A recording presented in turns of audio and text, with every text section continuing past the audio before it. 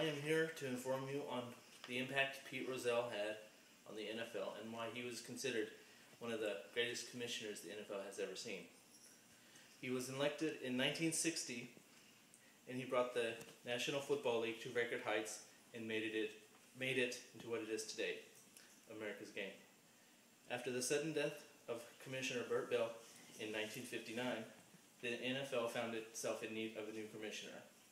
After 7 days of long negotiations and 22 ballots, the NFL owners finally compromised by selecting Pete Rozelle, who is the general manager of the Los Angeles Rams. According to ESPN, the owners chose Rozelle because they believed he could be easily manipulated. Pete Rozelle got his start in the NFL in 1952 when he was hired by Tex Schramm to be the Los Angeles Rams public relations director. It was said that Pete felt he truly belonged in the National Football League, so when he was offered a job as a general manager of the Rams, he jumped at the chance. He took the Rams, and with lucrative TV contracts, turned it into a very successful business, despite the Rams having a losing record 8 of the seasons in a decade.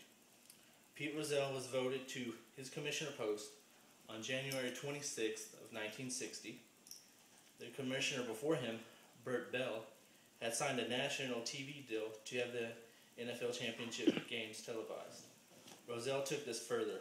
According to ESPN, he helped to push a bill through Congress that legalized single network contracts for pro sports leagues and negotiated a league-wide agreement that replaced the 12 teams' separate TV packages. In 1962, CBS paid $9.3 million for 2 years to televise the NFL games, an agreement that spawned much larger contracts in the future. He garnered respect when he penalized 2 of the NFL's biggest stars, Paul Hornung and Alex Karras, for betting on games. In 1966, he worked with owners and Congress to merge the AFL and the NFL. This was one of the biggest accomplishments of Pete Rozelle, as it brought about one of America's biggest games, the Super Bowl. At first, Rozelle was worried that the AFL could not compete with the NFL teams, but his fears were eased when the Jets defeated the Colts in one of the biggest upsets in Super Bowl history.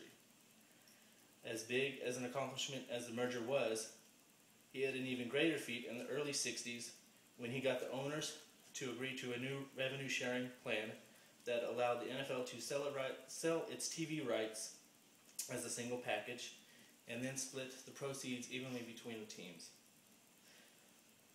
This plan was unique among all pro sports, and it allowed small market teams to remain financially competitive with the richer teams. He then helped negotiate a TV deal, and according to the NFL, in 1962, CBS paid $9.3 million for 2 years to televise the games. Vince Lombardi is quoted as saying, "What Pete Rozelle did with television receipts probably saved football in Green Bay." Because of the actions of Rozelle, television ratings soared, and in 1970, ABC's Monday Night Football debuted. Monday Night Football is now television's longest-running program, behind 60 Minutes. It was stated that in March 22nd, 1989 edition of the New York Times that Pete Rozelle decided to step down as commissioner as soon as a replacement could be named.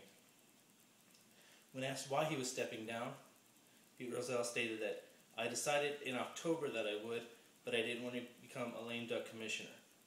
It's just a matter of wanting to enjoy my free time." Pete Rozelle made the NFL what it is today, and because of his actions as commissioner, the National Football League is today the most profitable and most widely watched professional sport in America. Without him, football would not be America's game.